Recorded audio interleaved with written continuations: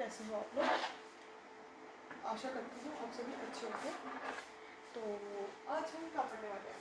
आज हम कुछ इंटरेस्टिंग सा टॉपिक पढ़ने वाले हैं जो हमारे फिजिक्स में बहुत इम्पोर्टेंट टॉपिक है। उसकी वजह से हम बहुत अच्छे अच्छे क्वेश्चंस कर सकते हैं। जैसे आपने सुने होंगे वेजेस वाले, पुली वाले, है ना। एक इनर्शिया। इनर्शिया मतलब समझते हो क्या होता है? इनर्शिया मतलब क्या होता है? देखो, अगर हम बात करते हैं इनर्शिया की, सबसे पहले देखो आप लोग सोच रहे होंगे नाम तो सुना है ये, बट होता क्या? जैसे सपोज डेट, यहाँ पे मेरे हाथ में कुछ चीज़ है, मेरे हाथ में ये मार्कर रखा है, मेरे हाथ में क्या रखा है? ये मार्कर, ठीक है। अभी जब तक नहीं हिलेगा, जब तक इसको हिलाया नहीं जाएगा।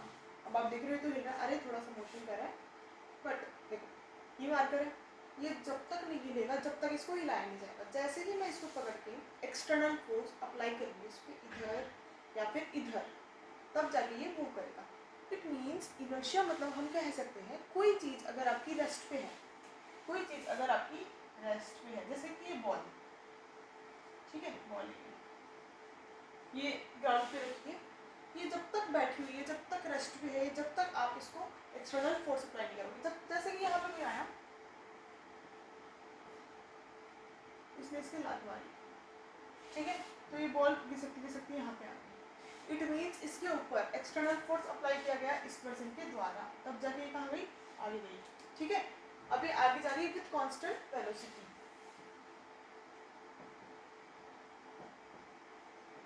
ठीक है, ठीक है, इनर्शिया। ओके, अब हम बात करते हैं। देखो सबसे पहले अगर हम बात करें फोर्स, फोर्स क्या होता है? फोर्स मतलब हम कह सकते हैं क्या तो पुल करना, ठीक है, या फिर पुश करना, किसी को खींचना अपनी तरफ, या फिर किसी को धक्का देना, ये क्या होता है? फोर्स, ठीक है। फोर्स हमारे जनरली कितने टाइप के होते हैं? फोर्स हमारे 4 टाइप के होते हैं। इसको हमने डिवाइड कर दिया अलग अलग टाइप से, ठीक है। तो हमारे लिए सबसे इम्पोर्टेंट सिर्फ 2 टाइप के फोर्स हैं। तो अगर हम उन 2 टाइप के फोर्स की बात करते हैं, अगर हम उन 2 टाइप के फोर्स की बात करते हैं, देखो सबसे पहले मैं आपको चारों टाइप के फोर्स बता देती हूँ। सबसे पहला फोर्स आप सब लोग जानते हो, जैसे ग्रेविटेशनल फोर्स, ठीक है। फर्स्ट कौन सा होता है? Gravitational force.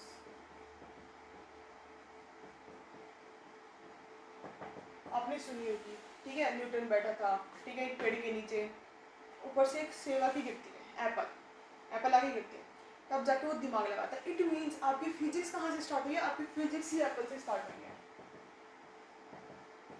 ना। जो ग्रेविटेशन वाला पार्ट है वो कहाँ से स्टार्ट हुआ? एप्पल से स्टार्ट हुआ। जैसे ही एप्पल इस पर्सन के ऊपर आगे गिरा, इसने सोचा कि ये एप्पल आगे गिरा, इसमें कौन सा ऐसा फोर्स लगा जिसकी वजह से ये नीचे आया, ये ऊपर क्यों नहीं गया? कोई चीज़ अगर मैं ऊपर फेंक रही हूँ तो ये नीचे क्यों आ रही है, ठीक है। तो इस वजह से इसने आदमी ने क्या सोचा कि ये नीचे आ रहा है, ऊपर क्यों नहीं गया? तो इसने दिमाग लगाया, काफ़ी कुछ सोचा, उसके बाद इसने डिस्कवर किया कि यहाँ पे कौन सा फोर्स लग रहा है? ग्रेविटी लग रही है, ठीक है। अब इससे कुछ फॉर्मूला है, जैसे G इक्वल्स टू, इसकी वैल्यू होती है 9.8 मीटर पर सेकेंड, और एक फॉर्मूला होता है Gm1 m2 over r square, ठीक है। दूसरा जो फोर्स होता है हमारा, दूसरा फोर्स कौन सा होता है? अगर हम बात करते हैं दूसरे फोर्स की, तो कौन सा फोर्स होता है? दूसरे फोर्स की अगर हम बात करते हैं तो होता है इलेक्ट्रोमैग्नेटिक फोर्स। कौन सा होता है? Electromagnetic force. अब अगर हम इलेक्ट्रोमैग्नेटिक फोर्स की बात करते हैं, तो जितने भी छोटे छोटे फोर्स लग रहे हैं, जैसे मैग्नेटिक फोर्स लग रहा है, ठीक है, आपका नॉर्मल फोर्स लग रहा है, आपका टेंशन फोर्स लग रहा है, ठीक है। और अगर हम और बात करें तो और हमारा कौन कौन से फोर्स आ जाएंगे? उसमें हमारे आ जाएंगे फ्रिक्शन फोर्स लग रहे हैं। तो हमारे पास 3-4 एग्जाम्पल हम लिख सकते हैं, ये आगे हम बात करेंगे, बट आज हम किसके ऊपर फोकस करेंगे? मेन हम बात करेंगे लॉस के ऊपर। तो एक बार मैं आपको थोड़ा सा बेसिक बता देती हूँ ताकि आपको समझ में आ जाए।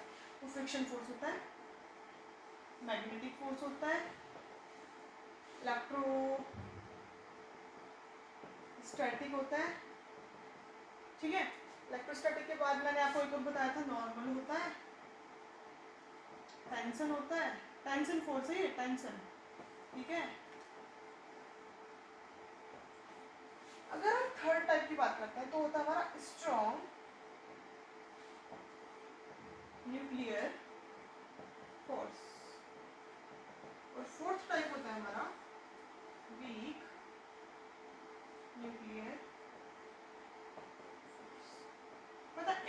आपके अभी नहीं है, इनका कब आएगा, बाद में आएगा, ग्रेजुएशन टाइम पे। बट मैं आपको बताऊंगी कि न्यूक्लियर फोर्स होता कौन सा है,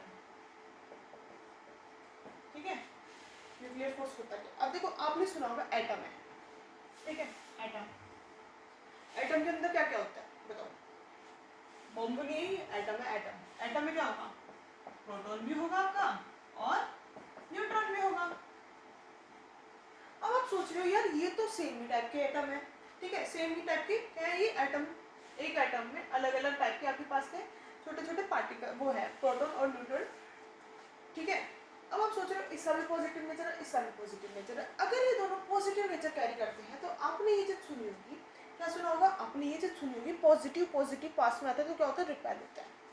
अब आप सोच के देखो, अगर एक एटम में ये भी पॉजिटिव ये भी पॉजिटिव, अगर अगर आपने जैसे सुना है कि पॉजिटिव पॉजिटिव क्या होता है, भाग जाते हैं, ठीक है, भाग रहे हैं एक दूसरे से दूर, तो क्या हो रहा है, इसमें क्यों नहीं भाग रहे, अगर ये भाग रहे होते तो ये एटम तो कब का भी ब्लास्ट हो जाता हमारा, हुआ क्यों नहीं, ऐसा क्या फोर्स लग रहा था इसके बीच में जिसकी वजह से ये ब्लास्ट नहीं हुआ, ये हमारा इसने क्या किया, जैसे आप जानते हो कि सिमेट्री होती है हमारे सराउंडिंग में, हर जगह सिमेट्री है, आज यहाँ आप यहाँ हो, आपकी कुछ ऐसी चीज है, आप सेम टू सेम कहीं और पे भी होंगे, ठीक है, दूसरे कहीं ना कहीं चल रहा होगा ये, जैसे आज मैं आपकी क्लास ले रही हूँ तो वैसे ही कहीं दूसरी कीर्ति आपकी क्लास ले रही होगी, ठीक है।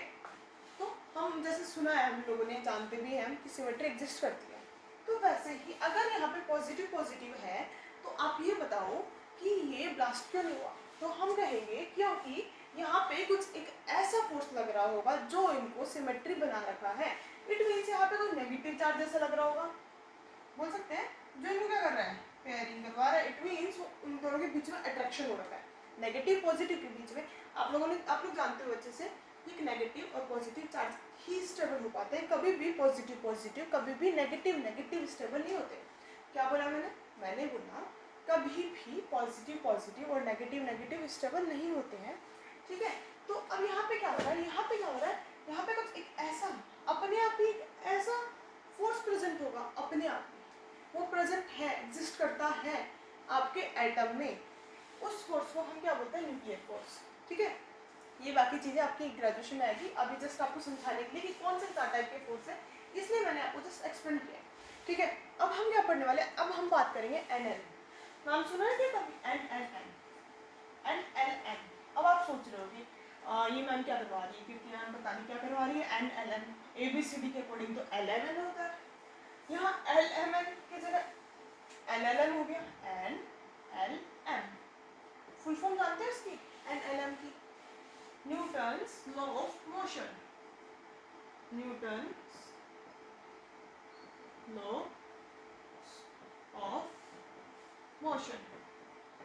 कितने लो होते हैं न्यूटन के, न्यूटन के हमारे पास होते हैं 3 लो, तीनों लो अलग अलग चीजें डिफाइन करते हैं। जैसे कि फर्स्ट लो, जैसे कि मैंने आपको बताया था इनर्शिया के बारे में, तो फर्स्ट लो होता है ना जो हमारा, वो फर्स्ट लो होता है, वो इनर्शिया कहलाता है। अब आप सोच के देखो, लॉ ऑफ इनर्शिया होता है इसका, इसको बोलते हैं law of inertia, law of inertia या फिर Newton's first law.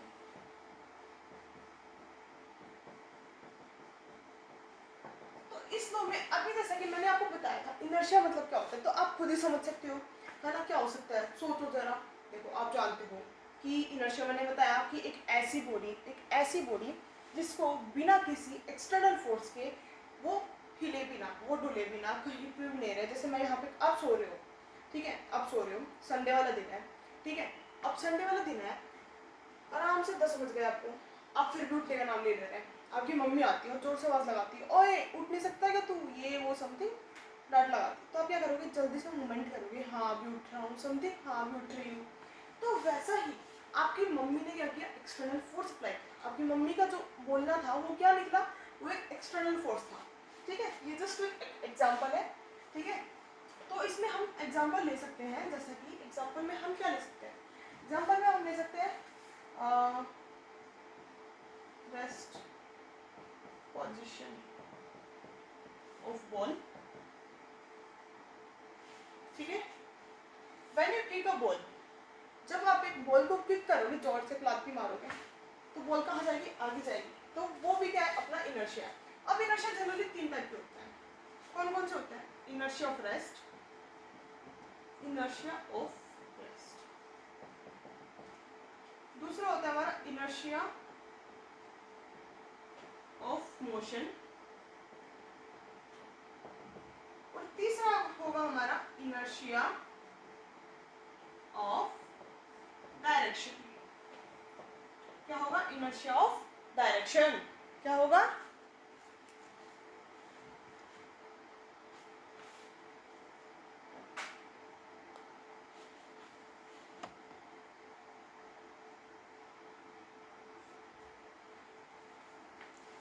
Inertia of direction होगा। ठीक है,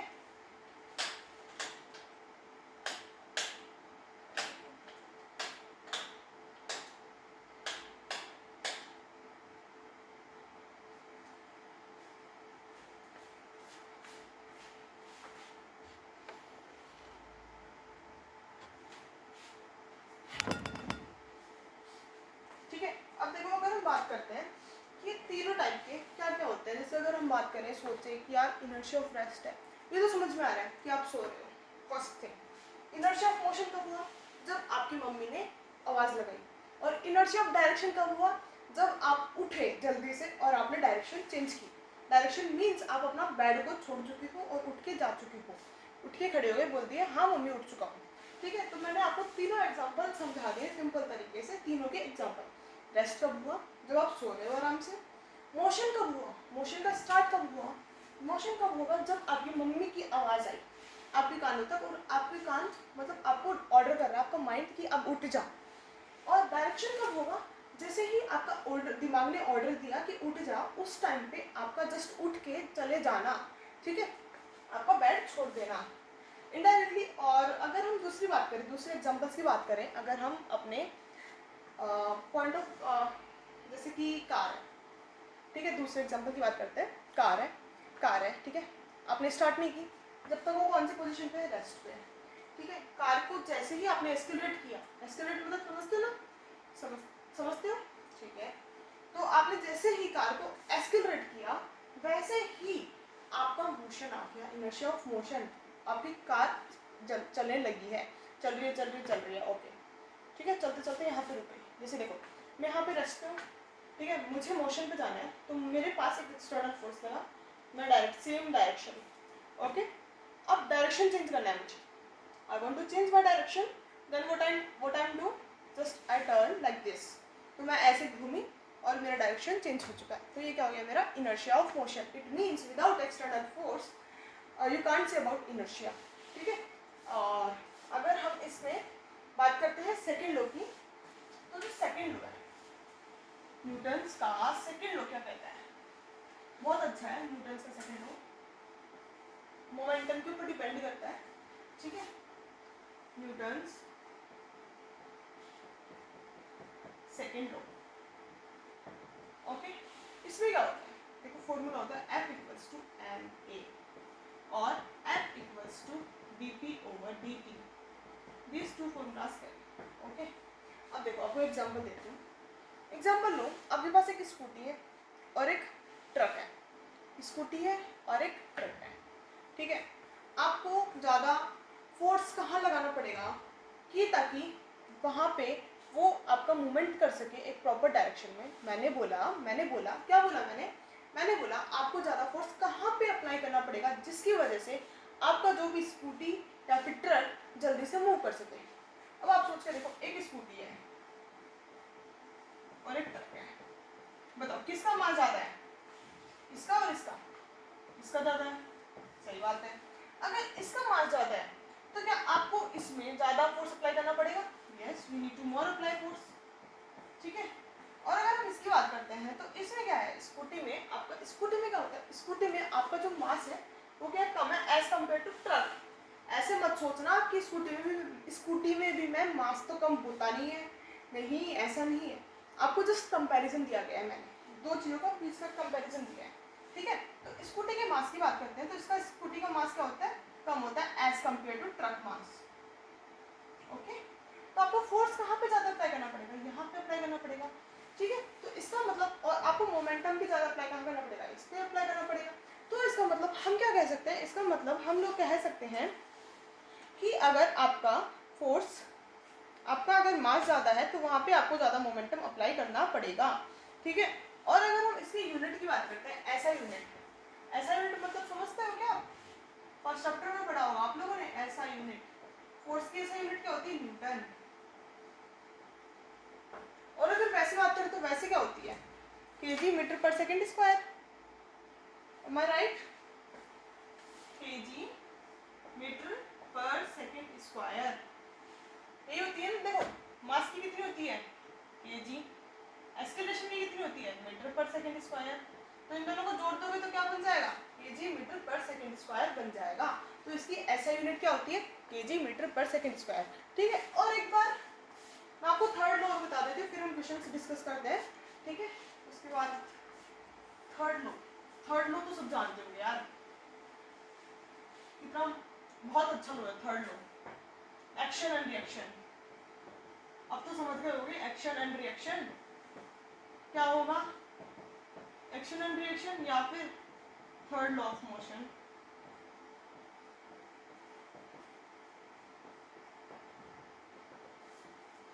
इसमें क्या होता है, सोचो, एक्शन एंड रिएक्शन, कुछ भी एक्शन कर रहे हो उसका आपको रिएक्शन मिल रहा है। लेट सपोज मेरा हाथ है, मैंने जोर से पंच किया इसको, मेरे हाथ पे भी लगी ना, लगी ना, तो इस दीवार ने मेरे को क्या किया, इस दीवार ने मेरे को वापस रिएक्शन किया। जैसे ही मैंने अपना एक्शन किया तो इस वॉल ने मेरे को रिएक्शन दिया।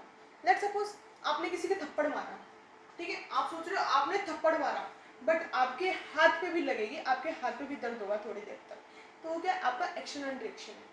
लेट सपोज अगर हम साइंटिफिक की बात करते हैं, गन, गन देखी होगी आप लोगों ने, है ना, टीवियों में देखी होगी, नहीं तो आपने देखी होगी, ठीक है, मूवीज में देखी होगी मोस्टली। तो जैसे ही आप गन से गोली निकलती है, जैसे ही गन से गोली बाहर निकलती है, वैसे ही गोली किधर जा रही है, बाहर, आपकी बुलेट किधर जा रही है, बाहर की तरफ, और आपकी गन किधर मूव करेगी, जो गन होगी वो किधर मूव करेगी, पीछे की तरफ, और बुलेट किधर जाएगी, आगे की तरफ। दूसरा एग्जांपल ले हम, लेट्स सपोज एक नाव है, बोट, ओके, यहाँ पे कोई खड़ा है, ये कूदने की तैयारी में है, ले लो कोई भी, ये मरना चाह रहा है, मुझे मरना है, ये जैसे ही जैसे ही इस बोट से बाहर कूदेगा, वैसे ही आपकी ये बोट पीछे की तरफ मूव करेगी। ये बंदा आपका आगे की तरफ मूव कर रहा है, और आपकी जो बोट है वो कहाँ जा रही है, पीछे की तरफ, बैकवर्ड, और ये फॉरवर्ड। इट मीन्स हम कह सकते हैं कि आपका जो पर्सन है, जो भी है ये, वो क्या कर रहा है, मरना चाह रहा है। तो जैसे ये आगे की तरफ जा रहा है ना, तो ये बोट कहाँ जाएगी, पीछे की तरफ, ठीक है। तो यहाँ पे भी क्या लग रहा है, एक्शन एंड रिएक्शन लग रहा है। और अगर हम और अदर एग्जांपल की बात करते हैं, तो और अदर एग्जांपल में हम क्या ले सकते हैं, जैसे कि आपके पास कुछ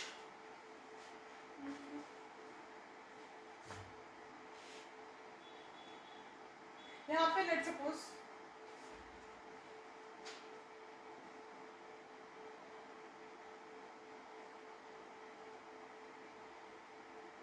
2% बैठे हैं, ठीक है, 2% बैठे हैं, ठीक है। यहाँ लो आप, एक बॉट है, ये इधर से कूदना चाह रहे हैं, ये इधर से कूदना चाह रहे हैं। अब बताओ क्या होगा, ये तो इधर कूद रहा है, लग रहा है ना कि ऐसे लग रहा है ना कि ये इधर भाग रहा है, ऐसा नहीं है, ये पर्सन भी उधर ही कूद रहा है,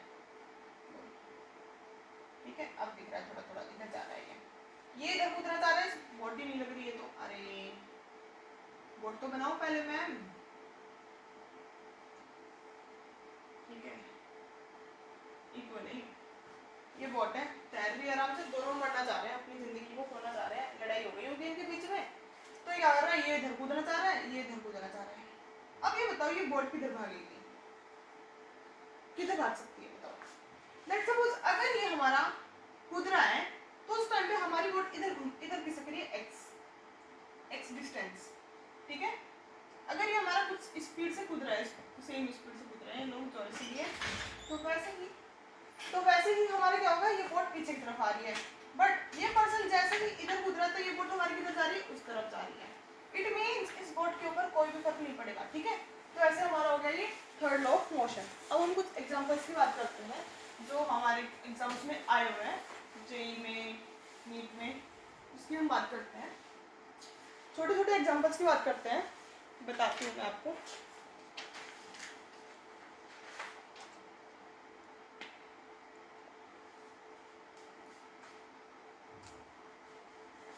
आपका एग्जांपल है, आपकी अगर 2 kg की कोई ऑब्जेक्ट है,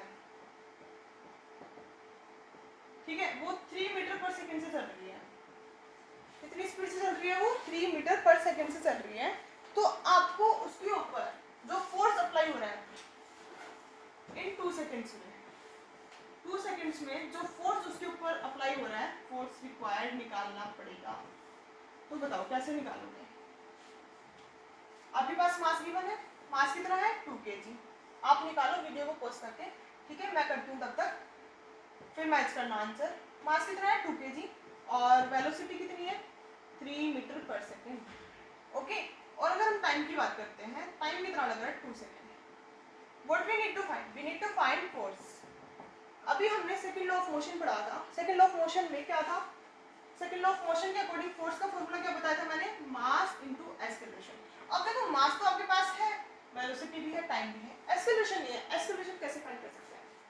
आपने पढ़े होंगे काइनेमेटिक्स में कुछ मोशंस के लॉ, क्या थे वो, याद है क्या? 3 थे, 3। एक था v equals to u plus a t, एक था v square equals to u square plus 2as, एक था s equals to u t plus half a t square. याद है ये तीनों? इन तीनों में क्या होता है? ये कब एग्जिस्ट करते हैं ये बताओ पहले। ये तब एग्जिस्ट करते हैं जब आपका एक्सेलरेशन कांस्टेंट रहता है। एक्सेलरेशन कांस्टेंट रहता है। इट मींस कांस्टेंट मींस क्या कह सकती हूँ मैं? 10 मीटर पर सेकंड स्क्वायर या फिर 9.8 मीटर पर सेकंड स्क्वायर। अगर आपका एक्सेलरेशन कहीं पे भी चेंज हो रहा है तो ये तीनों लॉज आपके वैलिड नहीं है। अब देखो आपके पास v है, t है, ए कहाँ से निकाल सकते हो? देखो क्या ए यहाँ से निकल सकता है? ए तीनों से निकल सकता है। अब देखो एस वाला तो वैसे फेल हो गया। एस मतलब क्या होता है? हमारी होती है हाइट, तो ये वैसे फेल हो गया, ये भी फेल हो गया। इट मीन्स हमारे पास सिर्फ एक फॉर्मूला बचता है, v equals to u plus a t. v equals to u plus a t. अब देखो v आपको गिवन है, u इनिशियल वेलोसिटी आप कुछ सोच के देखो कितनी होगी।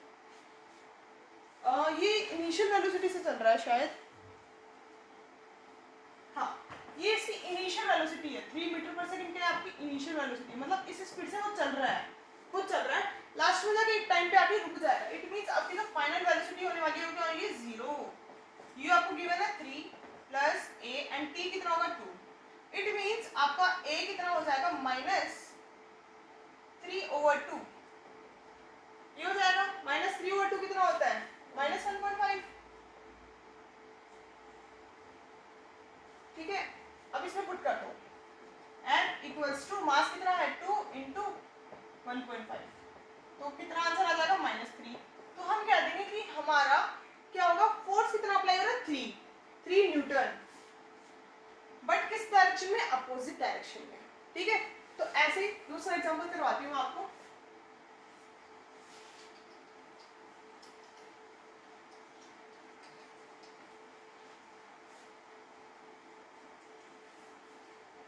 तो दूसरा एग्जांपल की अगर हम बात करते हैं तो दूसरा एग्जांपल लेट्स सपोज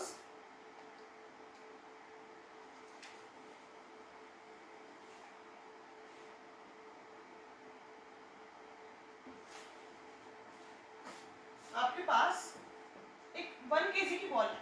बॉल है कितनी की? 1 kg की। वो क्या कर रही है? एक वेलोसिटी से चल रही है। उसकी वेलोसिटी कितनी गिवन है आपको? 5 मीटर पर सेकेंड। इतनी वेलोसिटी गिवन है और वो रिबन्स कर रही है। रिबन्स मतलब समझते हो? रिबन्स मतलब होता है कि आपकी बॉल टकरा के गई बॉल पे और फिर वो वापस आ रही है, तो उसको बोलते हैं रिबन्स। ठीक है, और रिबन्स हो रही है विद सेम वेलोसिटी, मतलब वो रिटर्न आ रही है किस वेलोसिटी से? 5 मीटर पर सेकेंड से। ठीक है, तो हमें फाइंड करनी है उसका एवरेज फोर्स कितना होगा। Find average force of ball. तो फाइंड कीजिए जल्दी से, इसका एवरेज फोर्स कितना होगा। ठीक है, और सब कुछ लिख दिया।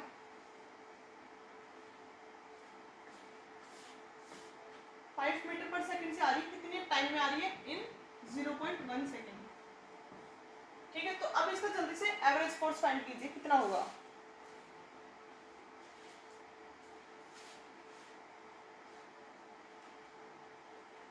इसमें भी सेम हमारा सेकंड लॉ ही वैलिड है, बट दूसरे टाइप से। जैसे कि आप चेंज इन मोमेंटम निकालो। सबसे पहले चेंज इन मोमेंटम, तो चेंज इन मोमेंटम का फॉर्मूला क्या होता है? m इंटू डेल भी होता है, ये होता है ना। तो m final minus initial velocity. अब देखो फाइनल वेलोसिटी कितनी है, वो रिटर्न आ रही है, इट मींस -5 से आ रही है वो, और इनिशियल है 5।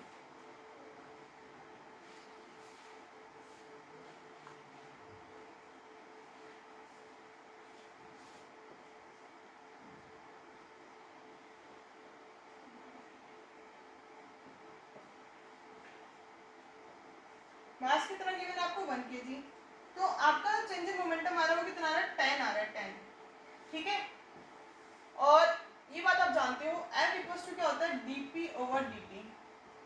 dp कितना है? 10, dt कितना है? 0.1, तो कितना हो गया ये? 100। इट मींस आपको 100 न्यूटन फोर्स अप्लाई करना पड़ रहा है इसके ऊपर,